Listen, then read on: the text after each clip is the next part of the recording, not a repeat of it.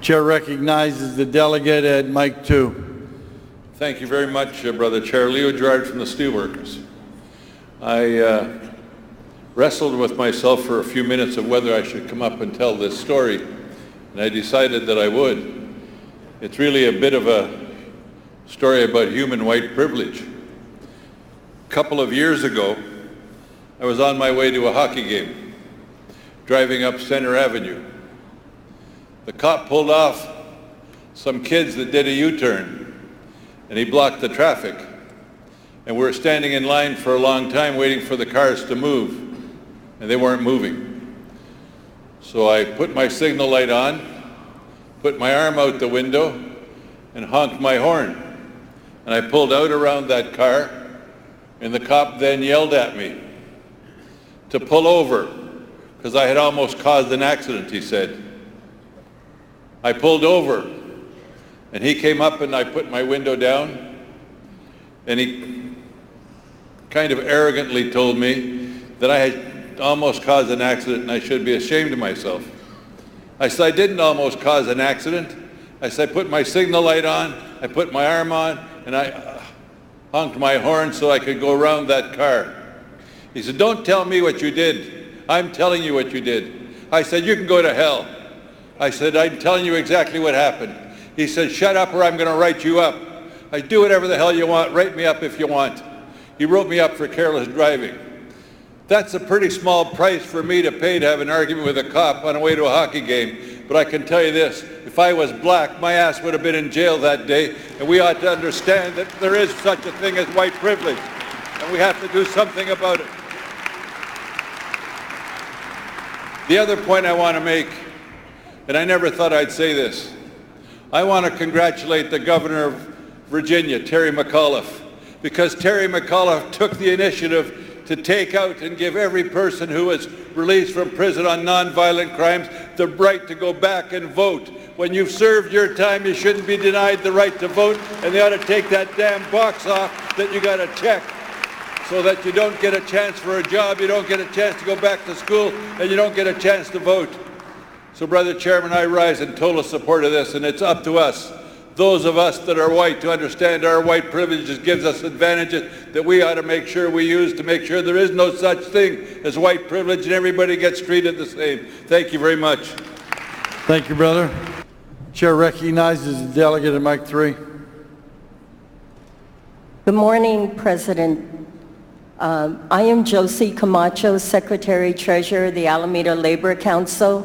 We represent 126 affiliated unions, 134,000 members, and we, myself, Yvonne Williams, Gary Jimenez, and Martha Q, are my officers, stand in strong support of this resolution.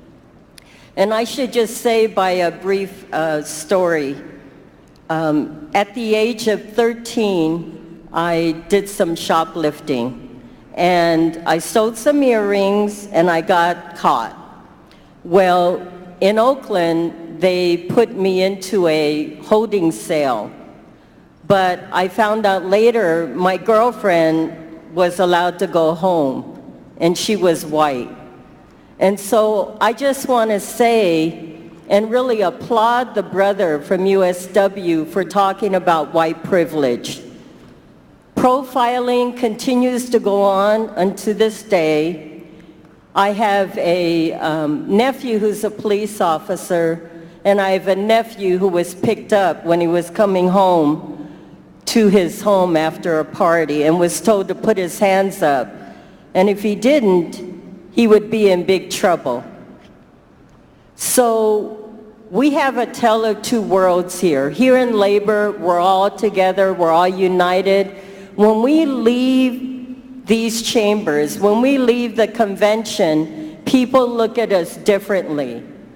And because of that, folks that are returning residents, referred to as formerly incarcerated, are looked at differently because of a record. A mistake they made before, they have to check a box when they go and apply for a job. We know in Alameda County, City of Oakland, we actually passed some important historic policy to rebuild and develop the Oakland Army base. We had a PLA and we had a ban the box provision. Ban the box is critical for people like ourselves who want to change their lives and contribute to society. They have to be able to given the opportunity to get employment. Incarceration, mass incarceration, is a crime against working people and working families. It separates families. It destroys families. But if we as a labor movement can stand up against mass incarceration, against white privilege, which means when you're out on the street and you see a black person or a brown person or someone that looks like me being harassed because of their color of their skin, that is the prison we live out there in life. So we want you to stand up with us and to speak out. So if you agree with me, delegates, will you give me a si se puede? Sí se puede. Sí se puede. Thank you. Thank you.